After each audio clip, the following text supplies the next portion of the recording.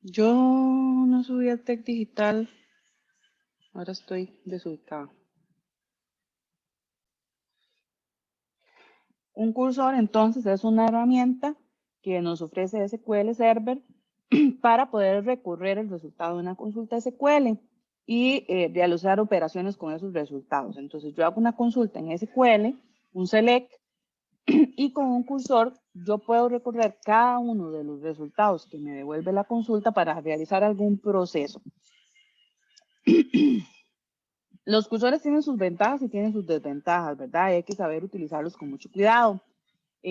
Son eficientes para poder utilizarlos en jobs de la base de datos cuando voy a realizar alguna operación donde necesito modificar información dentro de un bucle. Pero hay que tener en cuenta que los cursores tienen una alta demanda de los servicios que ofrece el servidor. Entonces,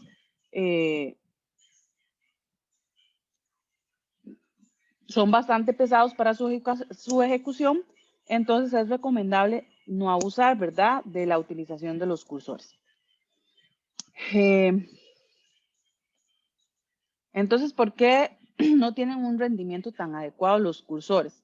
Bueno, porque los cursores están orientados a realizar un procesamiento fila por fila de la respuesta de la consulta. Entonces, imagínense que si tengo una consulta que me devuelve 100,000 registros, el cursor va a hacer un proceso en cada uno de esos 100,000 registros. Eso es lo que hace que el rendimiento del cursor pues disminuya.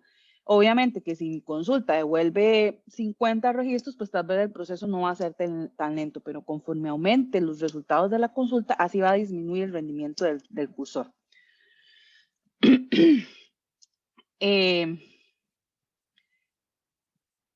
Por ende, y dado que las bases de datos relacionales están orientadas a conjuntos, ¿verdad?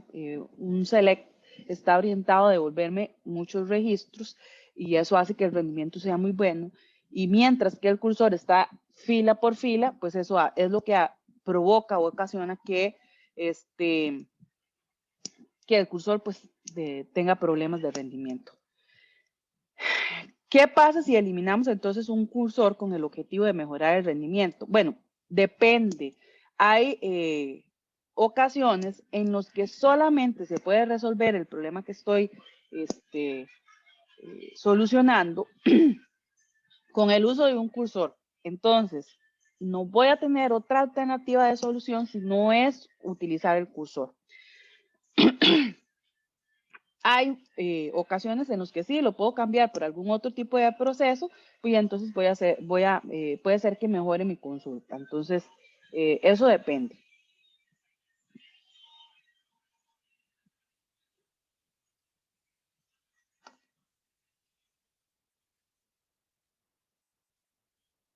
Entonces, lo que les estoy queriendo decir con esto es que la idea no es que nunca utilicemos un cursor y que los satanicemos, sino que los cursores son una funcionalidad que nos ofrece SQL Server, son una funcionalidad importante que está ahí disponible. Lo que sí debemos tener claro es que debemos evitar su uso de forma innecesaria,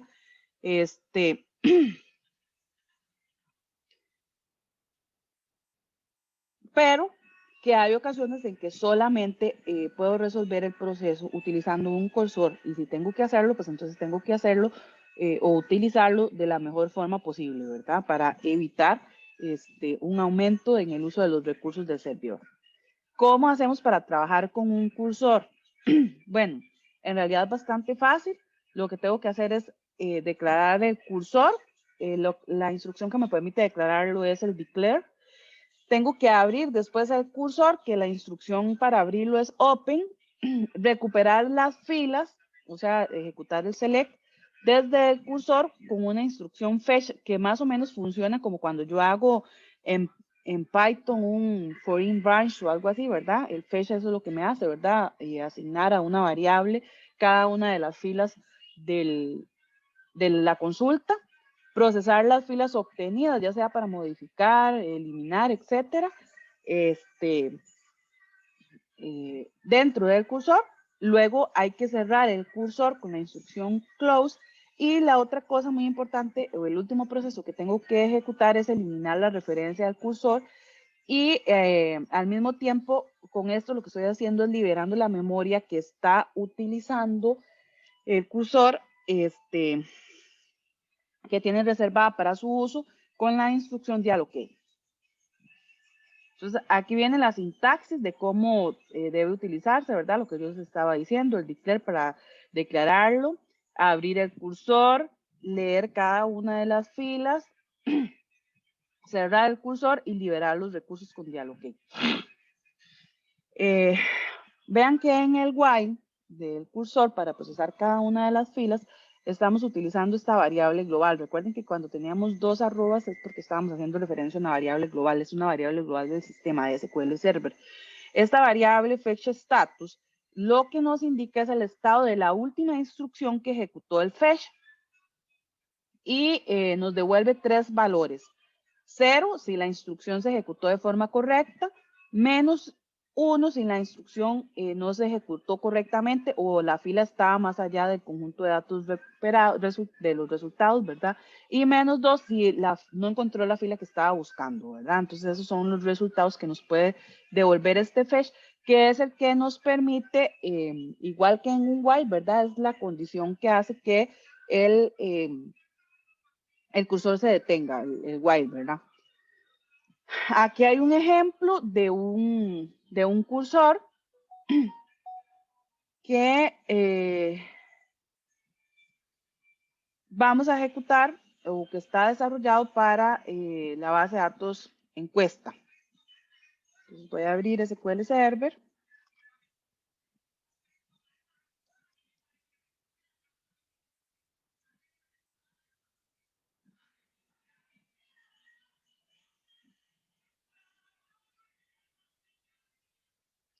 En la base de datos encuesta, entonces voy a crear un nuevo query. Vean que les recuerdo, lo que tengo que hacer es un declare para el cursor. Este es el nombre del cursor, se llama cursor encuestado. Y vean que este cursor es creado para una consulta. La consulta que estoy ejecutando es el select de nombres, apellidos para encuestado. Y creo dos variables locales, nombre y apellidos, para almacenar para cada una de las filas los valores que me devuelve. Luego abro el cursor, voy a pasarles el código.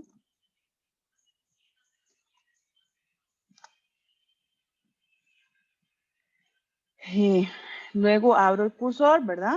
Que su nombre era cursor encuestado. Con este fetch, lo que hago es moverme, ¿verdad? En cada fila. Eso me devuelve la siguiente fila.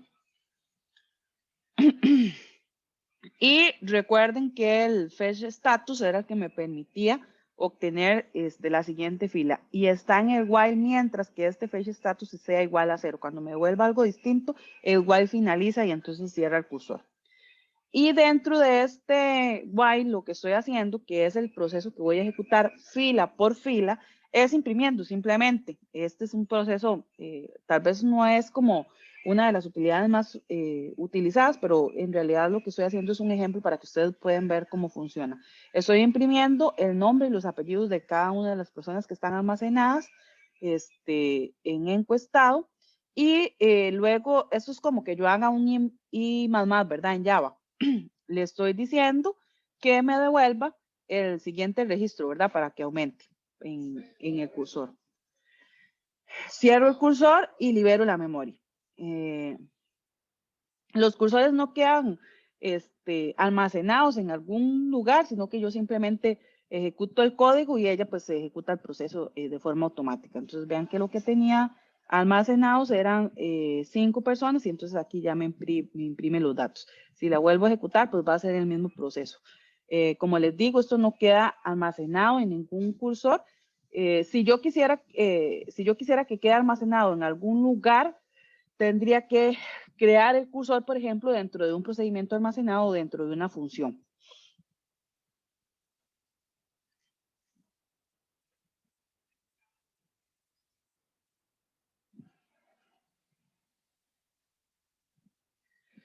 No sé si tienen alguna pregunta hasta ahorita con el tema de los cursores.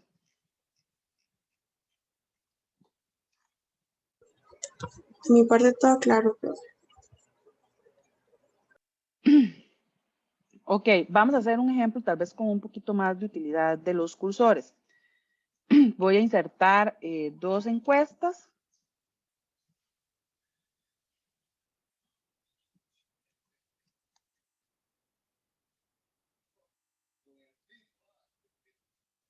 Y voy a crear un procedimiento almacenado, que dentro del procedimiento almacenado se crea un cursor, o se utiliza un cursor, que modifica las encuestas que no tienen preguntas asociadas. Vean que las encuestas tienen un estado. Estas dos encuestas que yo inserté, las inserté con el estado de activas. Pero si las encuestas no tienen preguntas asociadas, no tiene ningún sentido que estén como activas. Entonces, dentro del procedimiento almacenado, lo que vamos a hacer es, si no tienen preguntas asociadas, colocarlas como inactivas. Entonces, vamos a crear un procedimiento almacenado.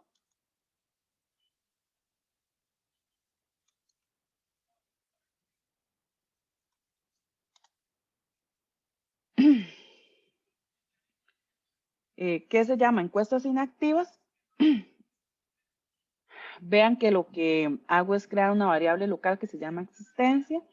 Dentro de el procedimiento almacenado tengo un select en donde selecciono el contador, un contador de encuestas para saber si existen encuestas que tengo que cambiar de estado, que tengan el estado como not line y que vean que lo que estoy preguntando además es que no estén en encuesta de definición. Si eso es cierto, entonces declaro el cursor. Si no es cierto, vean que estoy utilizando una etiqueta goTo, no hay encuestas inactivas y entonces lo que hago es retornar 0 porque no hizo ningún cambio. Si sí hay encuestas que puedo cambiar a inactivas, entonces declaro el cursor para la consulta, ¿verdad? Que estábamos ejecutando. Abro el cursor. Creo el fetch, ¿verdad? Que es el que me va a permitir recorrer la consulta. Dejo el valor en esta variable local que se llama encuesta, que sería el identificador, lo que me está devolviendo ahí. En el while recorro, ¿verdad? Mientras que el status sea igual a 0. Y luego dentro del while, o sea que lo que voy a hacer para cada fila es modificar el estado. Vean que lo estoy poniendo como i cuando la variable sea igual, ¿verdad? El identificador. Y luego dijimos que este era el i más, ¿verdad? Aumento a la siguiente fila. Cierro el cursor y libero la memoria y retorno 1. Entonces lo que voy a hacer es crear el procedimiento almacenado. Ahí ya está creado. Y si seleccionamos todo de encuesta,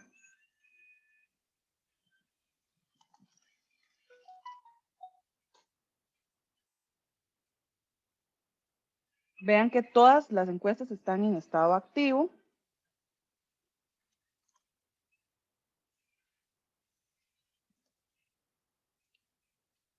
Y ahora sí podemos ejecutar el procedimiento almacenado con un exit. Y vean que me retornó 1, quiere decir que sí modificó encuestas a estado inactivo. Vean que cambió 2. No sé si tienen alguna pregunta con respecto a los cursores. Profe, ¿puede pasarse la última parte, esa? Sí. Porfa. Ajá. Gracias.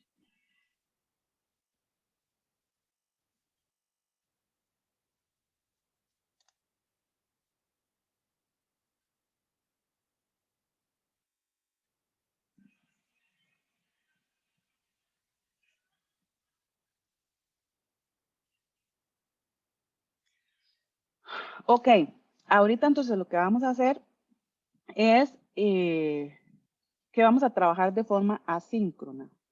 Hay 3 ejercicios, vamos a trabajar en parejas. Yo tengo que, voy a dejar la sesión de Zoom abierta para que ustedes puedan trabajar y crear las salas, pero es que el día de hoy en el TEC hay una votación para elegir el coordinador de la carrera de Ingeniería en Computación en San José. Entonces yo tengo que ir a votar.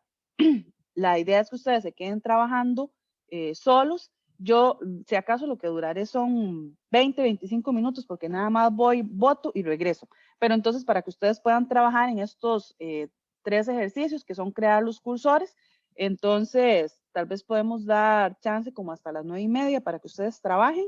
Y yo entonces regreso como en unos 25 minutos por si acaso tienen alguna duda. Si fuera alguna duda urgente, entonces me pueden contactar al WhatsApp. No sé si tienen alguna pregunta y si no, voy a crear las salas.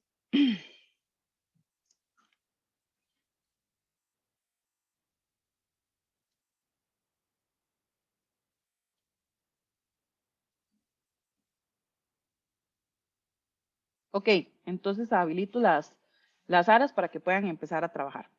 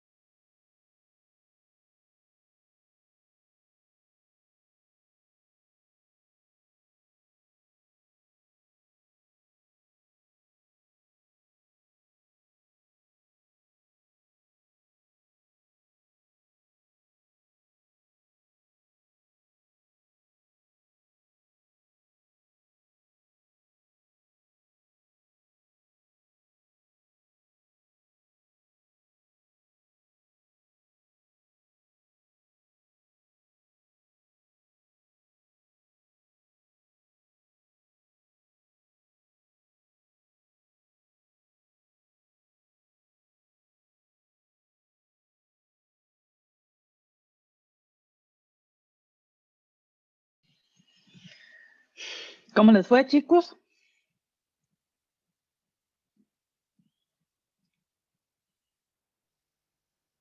Profe, la duda que tenía era como usted estaba pidiendo por componente en la segunda y era que uno tenía que fuera un componente que el usuario dice cuál componente o era en orden de por componentes.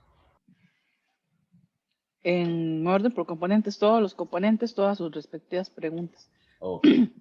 Y la segunda, la otra del bloque que decía que el bloque X, es decir, es que uno elige cuál bloque.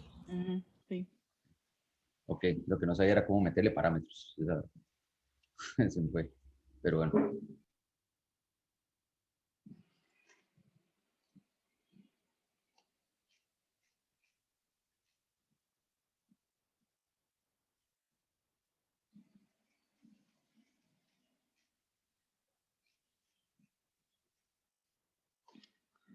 Ok. Ahora, después del receso, les puedo mostrar la solución que yo tengo, que les he planteado, y después vamos a ver, después de eso vemos el tema que nos hace falta, que es el de trigger. Entonces regresamos a las 9:40.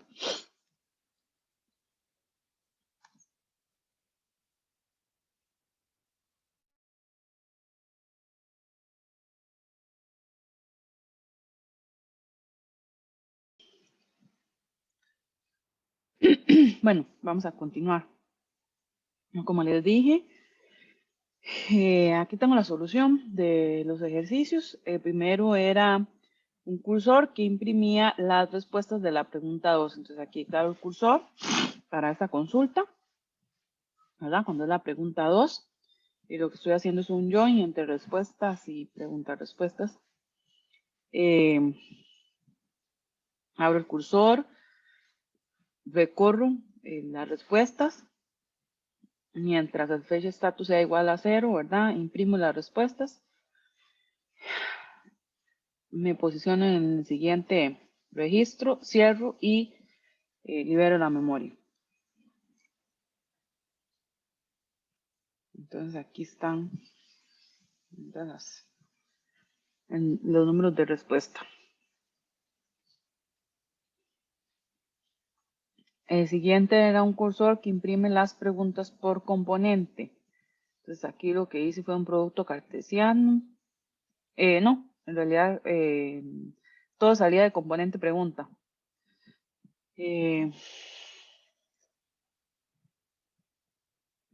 ¿Verdad? Aquí están los componentes.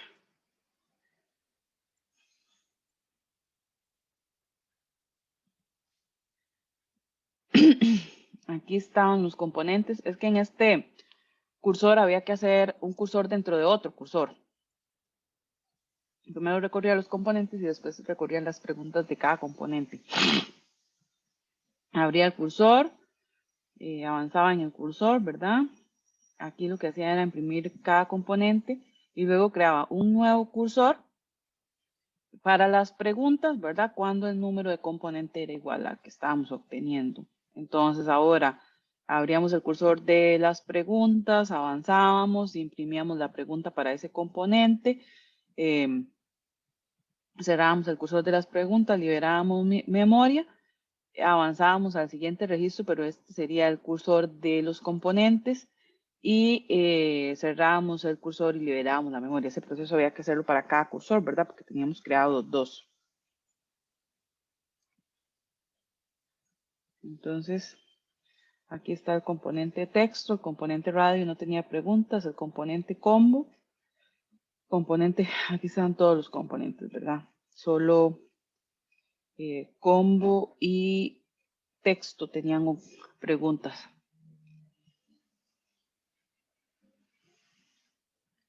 Y el tercer cursor era que mostraba los bloques de todas las preguntas de una encuesta X. Entonces lo que hice fue crear un procedimiento almacenado que recibía un número de encuesta. Entonces,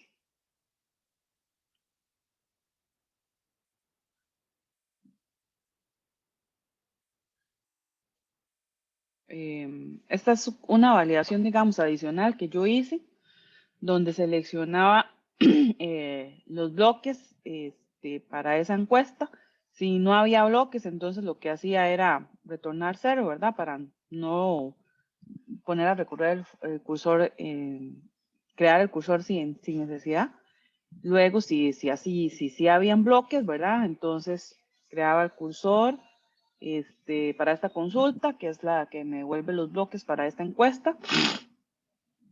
Lo abría, avanzaba, ¿verdad? Imprimía el bloque y teníamos que crear otro cursor para las preguntas, ¿verdad? Entonces, en este también había que crear dos cursores. Y en los cursores no puedo tener entradas de datos, entonces por eso había que crear un procedimiento almacenado. Ahí está creado y aquí sería cómo se ejecuta. ¿Verdad? Retorna 1.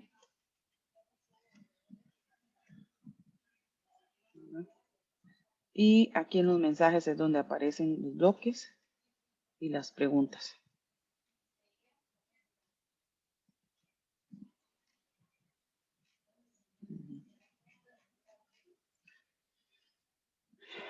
Eso sería con respecto a los cursores. Ya yo subí este archivo SQL para que puedan ver las respuestas. Ahora vamos a ver lo que son los triggers. Los triggers que también van a encontrar que se conocen como disparadores o desencadenadores. Cualquiera de las dos opciones es bien utilizada. Básicamente es un tipo de procedimiento almacenado que se ejecuta cuando se intenta modificar, ya sea agregar, actualizar o eliminar datos de una tabla. Y entonces el disparador se ejecuta o se dispara de forma automática.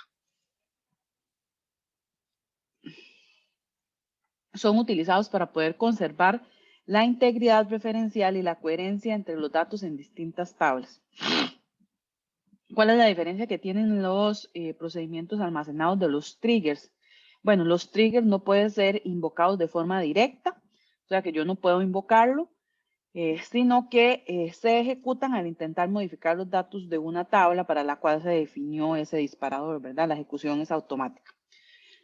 No pueden recibir ni retornar parámetros y son utilizados, como ya les dije, para mantener la integridad de los datos y no para obtener resultados de consultas. También los disparadores o los triggers, a diferencia de los checks, es que pueden hacer referencia a campos de otras tablas, ¿verdad? No a un único campo, que es lo que sucede con la opción check. Por ejemplo, un trigger yo podría crearlo para inserción en una tabla de ventas y ese trigger puede comprobar el stop de un artículo en la tabla de artículos. Entonces vean que estoy en un mismo trigger trabajando con dos tablas.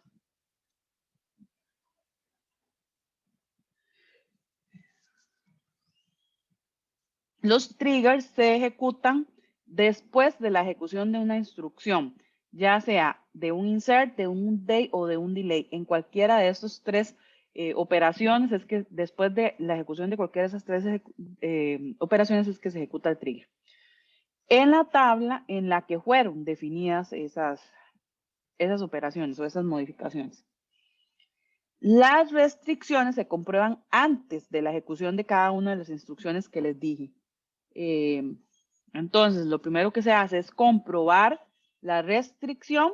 Si hay una infracción en alguna de las restricciones que se plantearon, entonces el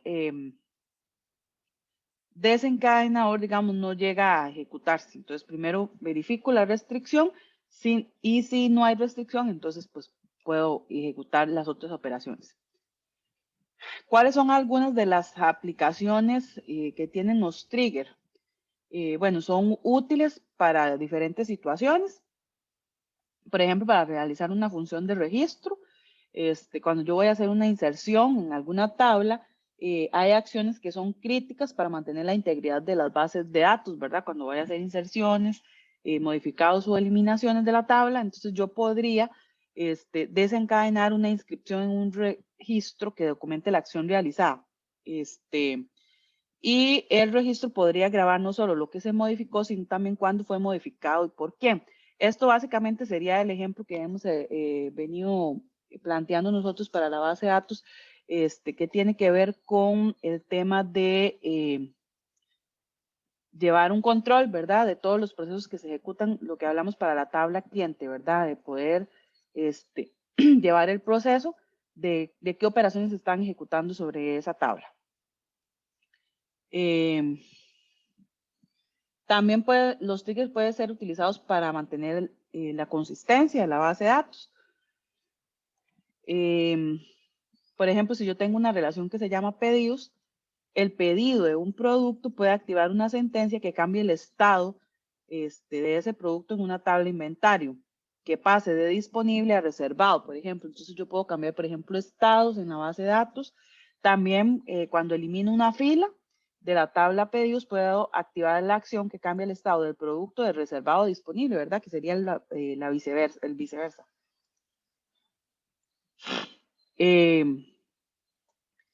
los triggers ofrecen una flexibilidad aún mayor de los ejemplos que le acabo de plantear, ¿verdad? Hay otros casos más. ¿Cómo creo entonces un trigger? Bueno, para eso utilizo la palabra reservada create trigger. Después de que se crea, entonces se encuentra a la espera de que se produzca el evento de activación. Y cuando el evento se produce, entonces desencadena una acción particular. Entonces, la forma sería, ¿verdad? Crear el trigger, el nombre que le voy a dar al trigger, sobre cuál tabla voy a ejecutar ese proceso y para qué evento es que lo voy a ejecutar. Para insert, para update o para delay. El trigger puede ser mínimo para uno y máximo puede ser que el trigger se ejecute con los 3 procesos, ¿verdad? O con una combinación, insert update, insert delay o update delay, ¿verdad? Entonces, depende de lo que vaya a hacer, tengo que decidir si es con 1, con 2 o con 3 procesos o con 3 eventos, digamos, que lo voy a ejecutar. Antes de que vamos a algunos ejemplos de triggers, requiero que conozcamos 2 tablas que se utilizan en combinación con los triggers, que son las tablas inserted y deleted. ¿Cuál es la funcionalidad de estas 2 tablas? Bueno, resulta que cuando defino los eventos en que el trigger debe actuar, tengo que identificar cuáles son los registros que han sido afectados para poder ejecutar el trigger. Estas son tablas especiales que definen los triggers para poder saber este proceso, ¿verdad? Si fue una modificación, si fue un borrado, si fue una inserción. Y estas 2 tablas entonces se llaman inserting y deleting. En la tabla inserted se almacenan copias de las filas afectadas durante la instrucción insert y update. Entonces, si el proceso que estoy ejecutando es una inserción o una actualización, se agregan nuevas filas en la tabla inserted y para saber cuál fue el proceso que se ejecutó. Y en la deleted, entonces, igual almaceno copias de las filas afectadas, pero en este caso por la instrucción delete y update. O sea, que si fue una inserción lo que hice, ya sé que quedó en la tabla inserted. Si fue un borrado lo que hice, sé que queda en la tabla deleted.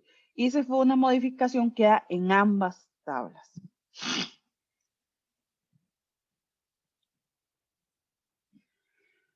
De este modo, entonces, si yo definí un trigger para el evento de inserción, entonces solo voy a tener disponible la tabla de inserter. Si lo que definí fue un evento para el evento de deleted, entonces solo voy a tener acceso a esta tabla. Y mientras, si lo que definí fue un update, entonces voy a tener acceso a ambas tablas. Para poder ver cómo funcionan esas 2 tablas, inserted y deleted, voy a crear una tabla ahí temporal, puede ser en esta misma base de datos encuesta, que se llama tabla pruebas.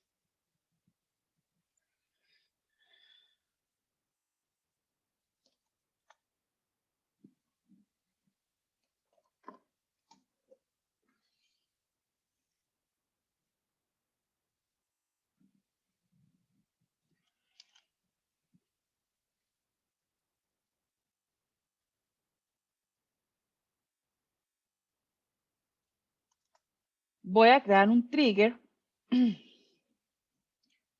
para esa tabla, que ese trigger se va a llamar trigger tabla pruebas y va a ser sobre esa tabla prueba, y el evento que definí para ese trigger son los tres: inserted, update y delete. Y vean que lo que hago es simplemente seleccionar todo de la tabla delete y todo de la tabla insert. Obviamente yo no puedo hacer un select de estas tablas porque no existen, ¿verdad? Solo existen dentro del trigger. Entonces ahí ya creé el trigger. Para ver dónde queda guardado eso,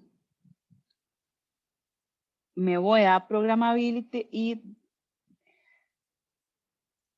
vamos a ver si es aquí. Es en... ya no recuerdo. Tablas.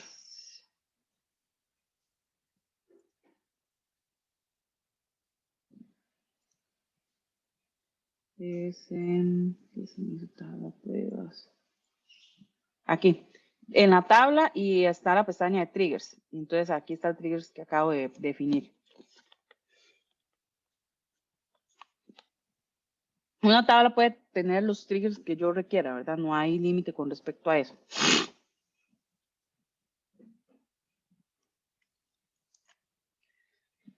Vean que el trigger se va a ejecutar cuando yo haga un insert, cuando yo haga un update y cuando hagan un update. No sé si les pasa este trigger. ¿No?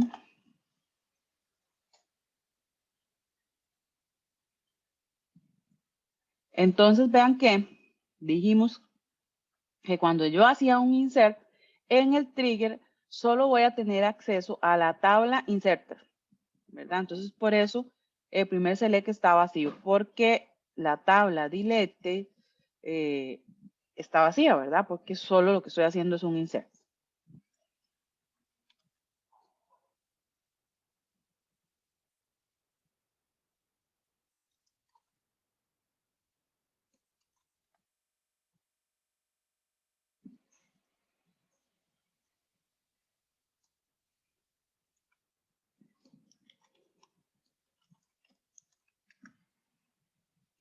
Ahora lo que vamos a hacer es un update.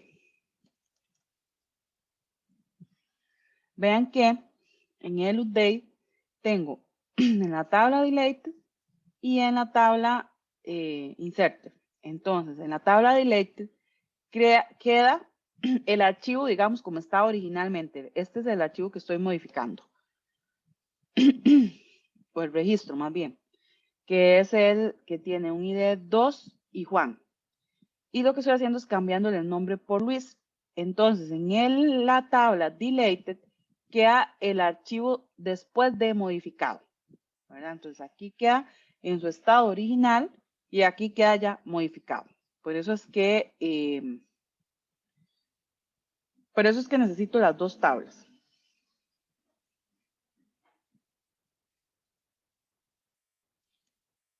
Y si lo que voy a hacer es un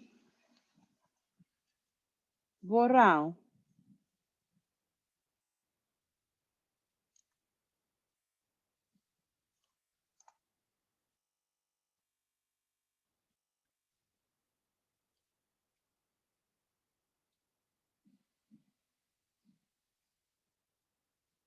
entonces vean que la tabla inserted está vacía y en la tabla deleted es que tengo el elemento que borré.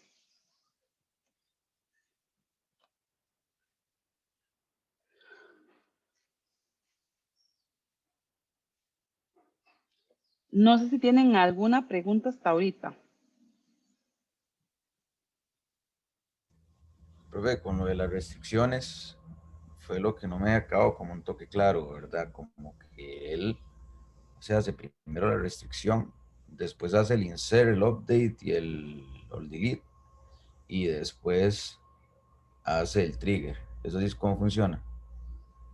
Eh, Más o menos, dependen, porque ven que aquí estoy definiendo el trigger para después de la inserción. Entonces ella primero va a insertar y después define el proceso. Puede ser que yo lo ejecute before antes de la inserción, entonces que me serviría, por ejemplo, para hacer validaciones. Entonces, si yo necesito que se cumpla con algún criterio antes de insertar, entonces primero hago la validación y si se cumple, entonces puedo insertar y si no, no. Ah, Ahorita vamos a ver algunos ejemplos ya más puntuales de cómo podríamos utilizar los triggers, porque en realidad no estamos implementando todavía ninguna funcionalidad para el trigger, solamente lo que me interesaba era que comprendieran cómo era el funcionamiento de las tablas deleted y inserten para que podamos ya ver la funcionalidad en sí de un trigger. y en caso de que uno quisiera que validara algo y si lo inserta hiciera otra cosa, como que hiciera un after y un before, digamos. Sí se puede, sí, ¿verdad? No entendí muy bien la pregunta. Como que yo puedo poner una validación, o sea, un trigger de after y un trigger de before. Sí, sí puedo tener dos triggers, uno para after y otro para before. Serían dos triggers independientes, sí, ¿verdad? Pero Esa era sí, la sí pregunta. podría. Ujú. Ah, bueno. Vamos a trabajar con una base de datos que subí ahí a la clase 13 que se llama B de préstamos.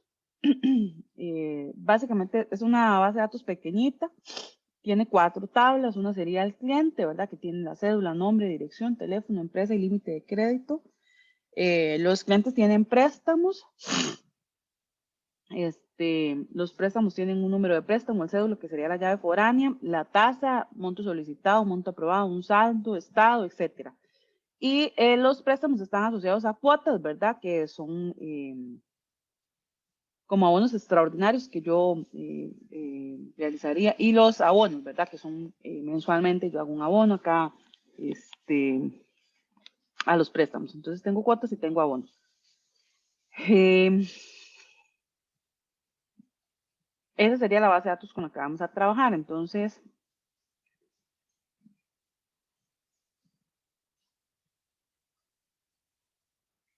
voy a abrirlo.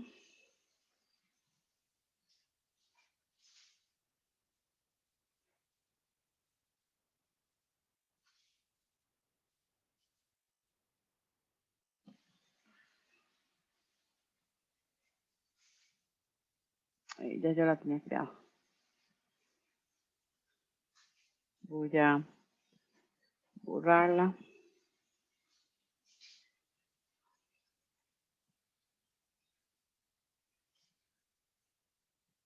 Ahí está. También tiene algunos datillos ahí insertados para poder usarlos.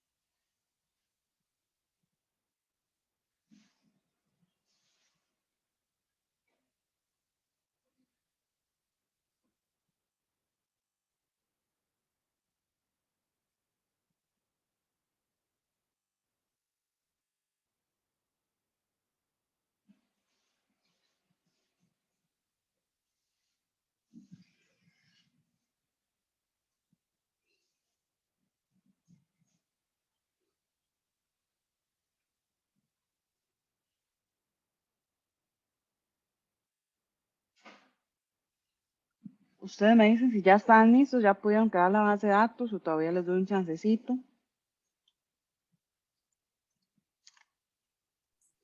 Yo estoy listo ya, profe.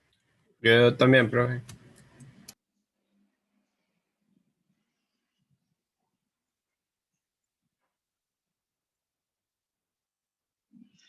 Ok, entonces vamos a crear el primer trigger.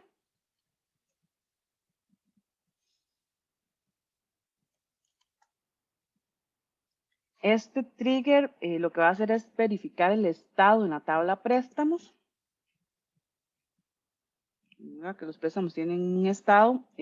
Por defecto, lo inserta como análisis y luego el estado puede ser aprobado, rechazado, pagado, análisis o espera.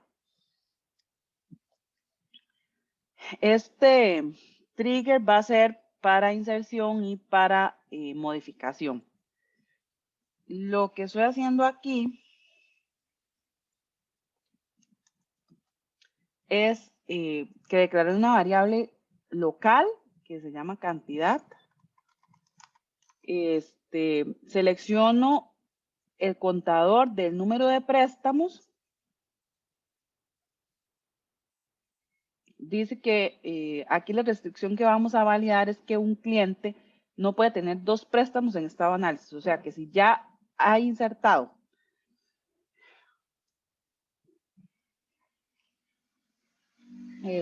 un préstamo en estado de análisis, no puedo insertar otro, y eso también me implicaría modificar. O sea que si ya tengo un préstamo y quiero cambiarle a estado de análisis, tampoco podría hacerlo. Entonces, ¿qué estoy haciendo aquí?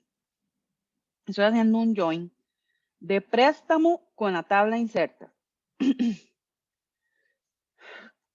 Cuando las cédulas son iguales y cuando el estado es igual a análisis. Y lo que estoy devolviendo es el número de préstamos, ¿verdad? El contador. Si la cantidad de préstamos es mayor a 1, entonces imprimo que el cliente no puede tener 2 préstamos en estado de análisis y hago un rollback de la transacción. O sea que si ya inserté, vuelve o si hice una modificación, vuelve la base de datos al estado anterior del proceso que está ejecutando el trigger. ¿Sí se entiende cuál es la funcionalidad del trigger? Porque en este caso dice for en vez de after o before. Porque no importa si el proceso se ejecuta antes o después. Hay varias formas, digamos, de definir el trigger. Puede ser before, after, for. Entonces aquí no importa si es antes o después que se hace el proceso. Simplemente me interesa para el proceso de inserción. Pero en teoría ese for se ejecuta después de que hace la Sí, consulta. aquí lo ejecutaría después de que hace la consulta. Por eso hacemos un rollback. Exactamente por eso. Ujú. Ok.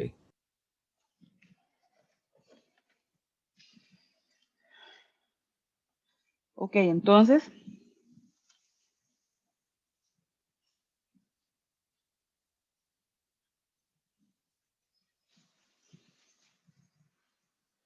voy a seleccionar todo lo que tengo en la tabla préstamo.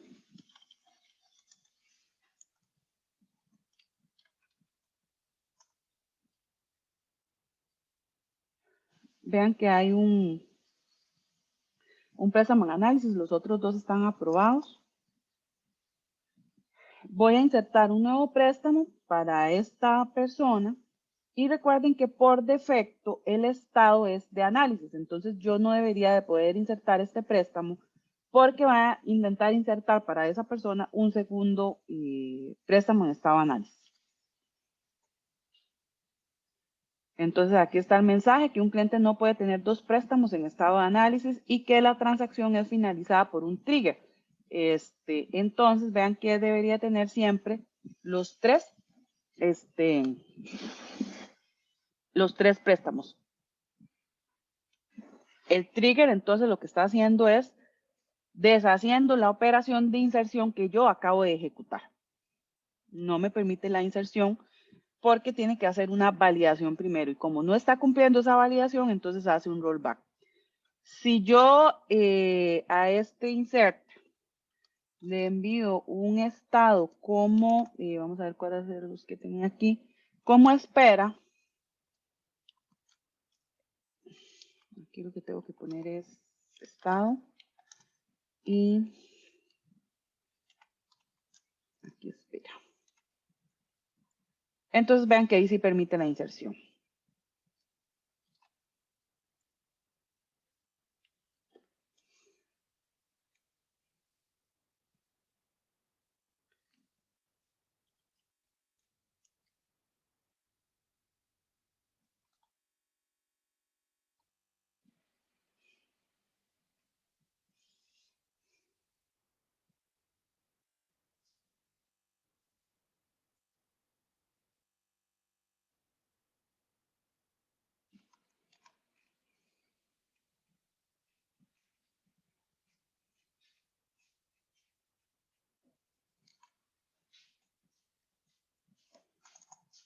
No sé si tienen alguna pregunta hasta ahorita. O sea, ese trigger que usted hizo con el for y el rollback, yo lo podría hacer con un before, sin hacer el rollback. No, igual tiene que ejecutar el rollback. Ujú. Ah, ok. Ok. Es que la cosa era como usted me ha dicho ahora que uno puede hacer como una validación antes y si no, entonces no ejecuta la acción. No se podría hacer así como validarlo primero y después se ejecuta. O tendría que ser así con el rollback siempre. Mm,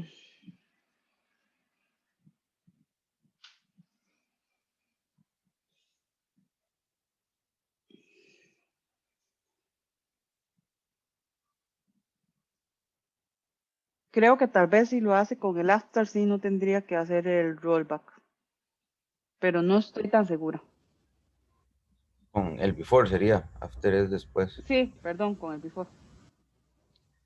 Sí, es que, bueno, pienso yo creo que ahí sería como tal vez solo como cambiar el for por before y el rollback nada más borrarlo, porque no tendría que ser rollback, haría la vara y si llega ahí, entonces Sí, creo yo. pero igual creo que habría que buscar la forma de decirle, digamos, que el proceso no se ejecute. Ah, Porque ok. igual yo puedo tener la validación, pero entonces, ¿cuál es la forma de decirle que ese proceso no se ejecute porque está pasando eso?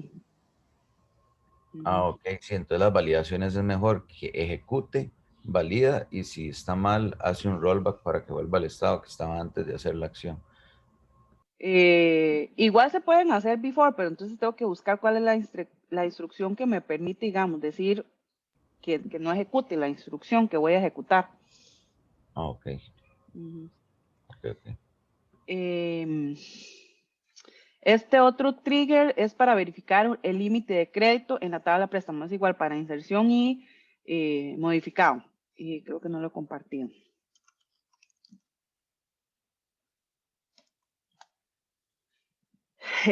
Aquí lo que hice fue creé varias variables globales, locales, perdón, para el límite, para el monto de saldo del préstamo, el monto aprobado y el cliente.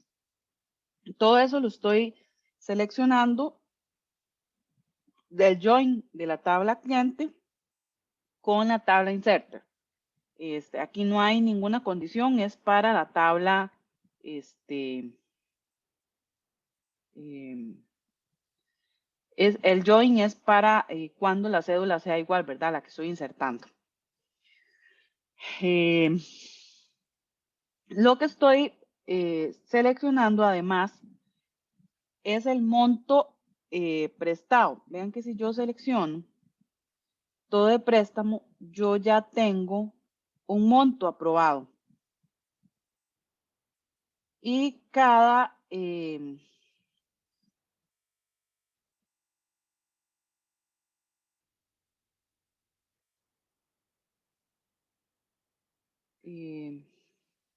cada cliente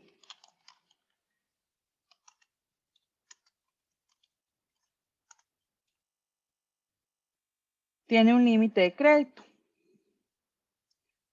Entonces, si yo ya tengo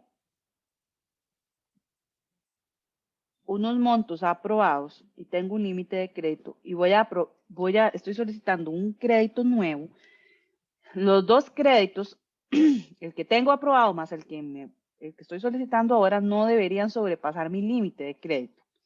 Entonces, aquí lo que estoy averiguando es cuál es el monto, ¿verdad? Que yo tengo en ese momento de los saldos. ¿Verdad? Que tengo saldos. Entonces, sumo todos los saldos de este cliente y que estén en estado aprobado, además, ¿verdad? Y si sumo entonces el monto de los saldos más el monto que yo tengo prestado, debe ser menor. Si el monto es mayor, entonces el límite de crédito es menor. Y si este sería Aquí es el monto solicitado y aquí es el monto aprobado. Entonces el límite de crédito es menor al monto aprobado.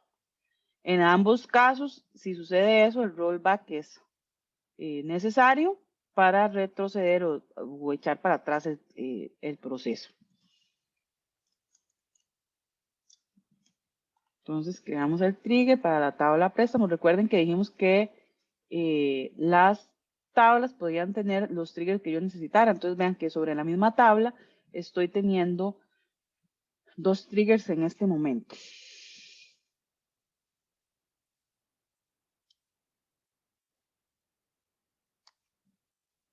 Aquí lo que voy a hacer es insertar un préstamo. En este caso, este préstamo va a sobrepasar el límite del crédito. Pues el límite es de 5 millones y ya posee un crédito de 1 millón. Y estamos agregando 5 millones adicionales, entonces debería de no permitir la inserción. Creo que aquí lo que pasa es que antes inserté otro adicional y voy a cambiarle 6, a ver.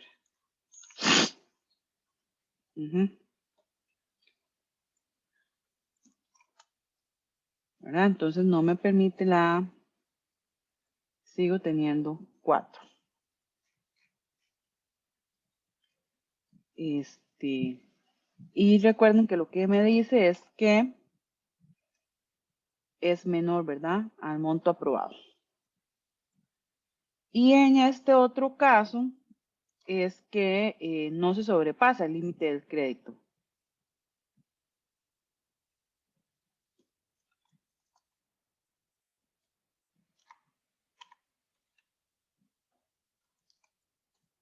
Ahí entonces vean que sí ya me permitió insertarlo. Entonces sí, aquí debería tener 5 préstamos. ¿Verdad?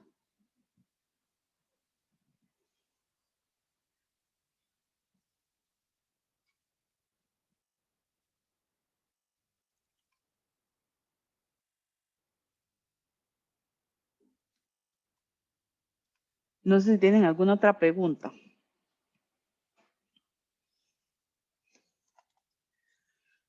Dijimos que los triggers la funcionalidad no es únicamente validaciones, ¿verdad? Sino que puedo tener diferentes procesos. En este otro trigger, lo que estoy haciendo es que si yo modifico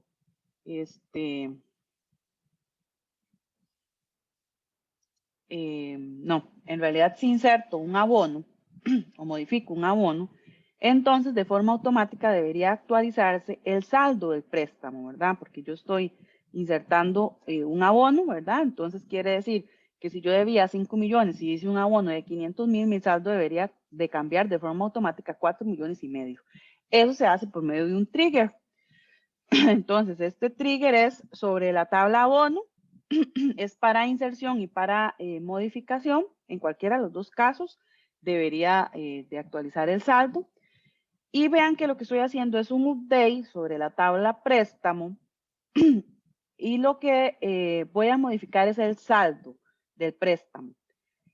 Lo que estoy haciendo es que el saldo del préstamo le resto el monto de el abono, porque recuerden que en la tabla inserter lo que voy a tener es lo que acabo de insertar en la tabla abono. Entonces, el monto de ese abono se lo resto, ¿verdad? Y para poder hacer ese proceso tengo que hacer un join de préstamo con inserter por número de préstamo. Entonces, creamos este trigger y en el momento en que yo inserte un abono, necesito seleccionar de préstamo. Profe, una pregunta, profe. Sí. Un ejemplo, si uno tiene una fecha de creación y una fecha de vencimiento en base al plazo, uno con un trigger puede hacer que esa fecha de vencimiento se actualice en base al plazo, ¿verdad? Sí, correcto. Sería con un trigger que se tiene que hacer eso. Sí, con un trigger se puede hacer eso. Ok, perfecto. Gracias, profe. Entonces vean que aquí tengo los préstamos. El préstamo 2 y el préstamo 3, ¿verdad? Son los que están aprobados. El saldo de este es de 1 millón y el saldo de este es de 2 millones. El abono se lo vamos a hacer al número de préstamo 2. Le vamos a hacer un abono de 100,000. Vean que de hecho lo que me dice es que se modificaron 2 filas porque inserto el abono. De hecho, aquí tenemos que seleccionar también de abono para que vean que sí se insertó. Aquí está el número de abono, es el número 1 que acabo de hacer. Y si seleccionamos el préstamo, vean que ahora está en 900,000. Voy a insertar el siguiente abono. Tengo el abono número 2 para el préstamo número 2. Y ahora debería estar en 700 porque en este caso el abono fue de 200,000.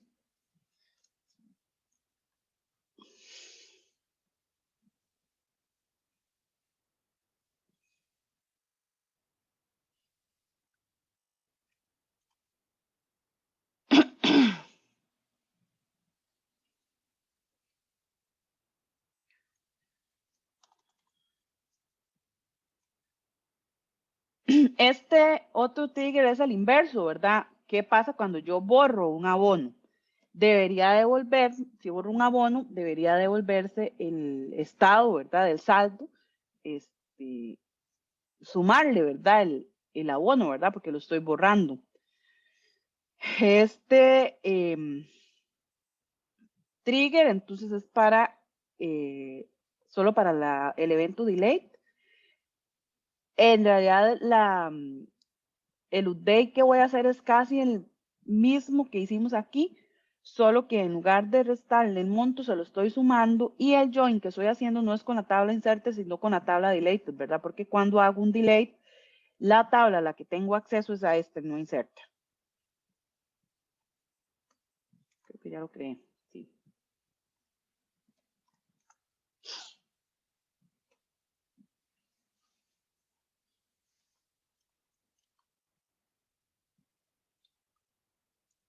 Entonces, si borramos el abono 2 al préstamo 2, que era de 200,000, recuerden que el préstamo estaba en 700, debería de devolverse a 900,000.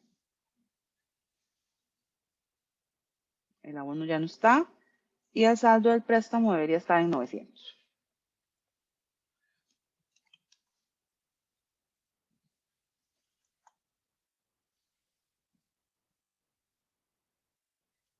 Y este es el último ejemplo de trigger que vamos a ver. Dice que lo que vamos a hacer es verificar que no se pueda modificar una cuota si la fecha de pago es mayor a la fecha de vencimiento de la cuota.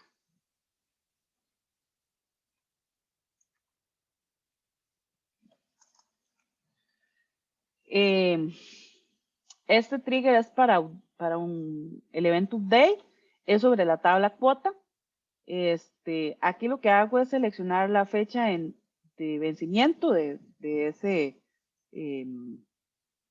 esa cuota, la cuota, el número de cuota y el número de préstamo.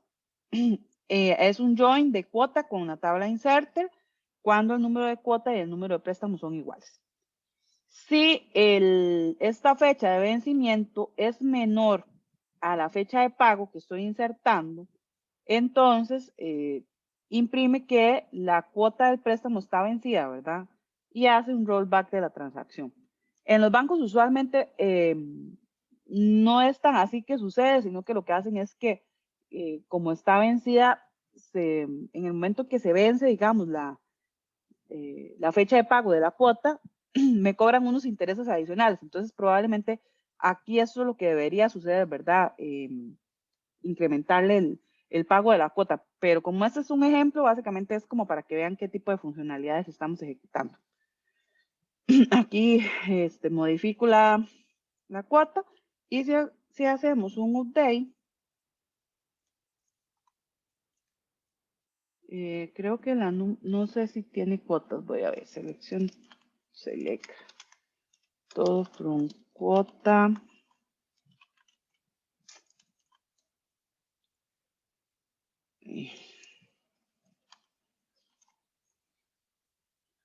Ajá, tengo una cuota para el préstamo 13. Entonces, la vamos a modificar y le vamos a poner el monto en 100,000.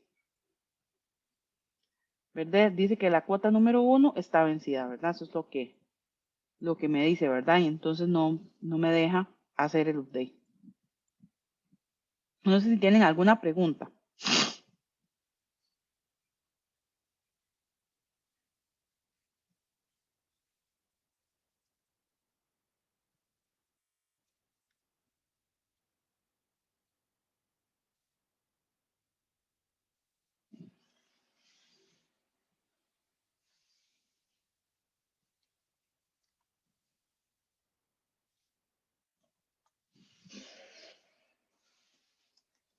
Ok, entonces vamos a trabajar en las mismas parejas que estábamos trabajando anteriormente con los cursores. Aquí vienen algunos ejercicios de algunos ejemplos de trigger que podríamos hacer. Tal vez no nos dé tiempo para hacer los 5, aunque son cortitos, no son muy largos. Pero por lo menos que hagan la mayor cantidad posible de trigger que puedan.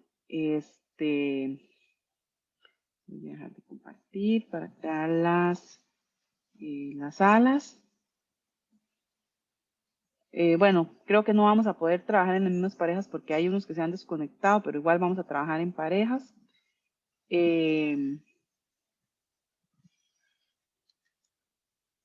Son las 10 y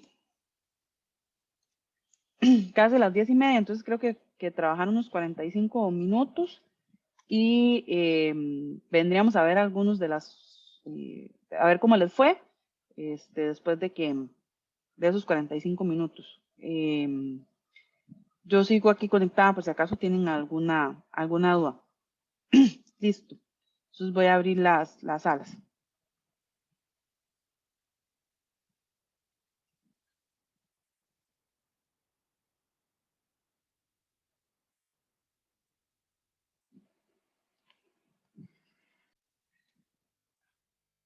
Ya quedamos muy poquitos en la sesión. Yo ahora voy a subir este archivo con algunos de los triggers resueltos. Este es el que actualiza el monto del saldo. Es para un update sobre la tabla préstamo. Aquí yo lo que hice fue una validación, ¿verdad? Esta validación tal vez no era necesaria, es más para que no se vaya a caer el trigger. Lo que hago es seleccionar el estado, ¿verdad? Va a modificar solo si el estado es aprobado y el saldo, digamos, es null, si no se ha modificado. Entonces modifico el préstamo, le seteo el saldo por el monto aprobado de la tabla préstamo cuando el número de préstamo es igual. Aquí yo lo que hago es seleccionar de la tabla inserter. Entonces este update pudo haber sido una combinación de ambas tablas y no estar esta validación. Esa es la otra forma de resolverla. Aquí sí creo el trigger. Y hago, selecciono todo de préstamo.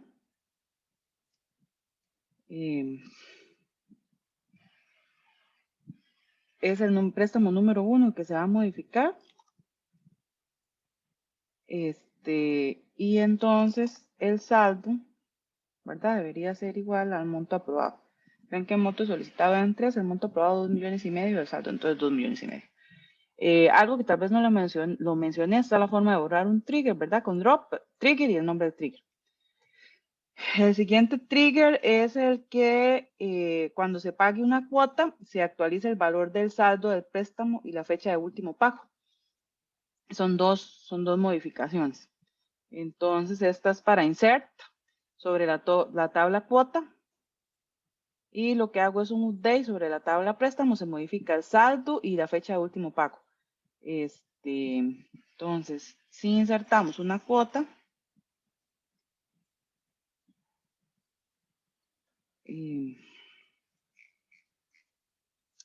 no solo cuota, aquí está el número de cuota para el préstamo número 3, ¿verdad?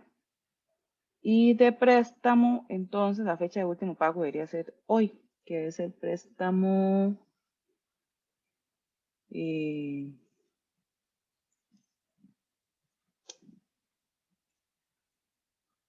préstamo 1, aquí está. Entonces, la fecha de pago del préstamo 1 es el 17/5/2021. El otro trigger es cuando el saldo del préstamo sea igual a 0, que cambie el estado de pagado, ¿verdad? Entonces, igual, en este trigger es para inserción o para modificado sobre la tabla préstamo. Igual aquí yo hago un select de la tabla inserter para que la cantidad sea igual a 0 y el estado sea distinto de pagado, ¿verdad? Entonces, si esas dos condiciones se cumplen, entonces cambio el estado a pagado. Eso es básicamente lo que estoy haciendo. Entonces, si inserto, por ejemplo, un abono, vean que aquí están un poco asociados porque yo, el trigger es sobre la tabla préstamo, pero recuerden que el abono tiene un trigger sobre la, tiene un trigger el abono y hace una modificación en préstamo. Entonces, igual, se va a ejecutar también este trigger, aunque la inserción lo esté haciendo en abono. Entonces, vean que por eso dice que se modificaron tres filas. Si selecciono otra vez todo de préstamo, entonces debería haber uno con el estado pagado, que aquí está es el 1, y el saldo, ¿verdad? En 0. Este saldo está en 0 por el trigger sobre la tabla abono y el estado pagado, ¿verdad? Es este que acabamos de crear. Entonces ejecutaron en realidad dos triggers sobre esta tabla por procesos distintos. En el siguiente dice que el saldo de un préstamo no puede ser mayor al monto aprobado ni menor que 0. Entonces aquí verifico que el saldo no sea menor que 0. Entonces imprime esto y hace un rollback. Y aquí es que el saldo si es mayor al monto aprobado. Entonces, ¿verdad? Ahí ejecuto el otro proceso. Y el último trigger es que dice que no permita que se inserte o modifique una fecha de aprobación menor a la fecha de solicitud. Entonces aquí lo que hago es igual, una verificación, selecciono, si de la tabla inserter, si la fecha de aprobación es menor a la fecha de solicitud, entonces hago un rollback. Este es el otro trigger que se creó. Como les digo, yo voy a subir estos ejemplos para que ustedes los revisen y logren interiorizarlos un poquito más. Este es un tema que tal vez es de los más complejos, el tema de los triggers, porque no es solo pensar el trigger, sino el proceso que va a ejecutar sobre la otra tabla. Entonces sí es bueno que lo revisen, que practiquen un poquito, que vean los procesos, porque sí es un proceso pues un poco abstracto, ¿verdad? Y tal vez solo practicando logra uno visualizar estos procesos. No sé si tienen alguna consulta, si no llegaríamos hasta aquí y nos veríamos el próximo lunes. Recuerden que sería con el examen.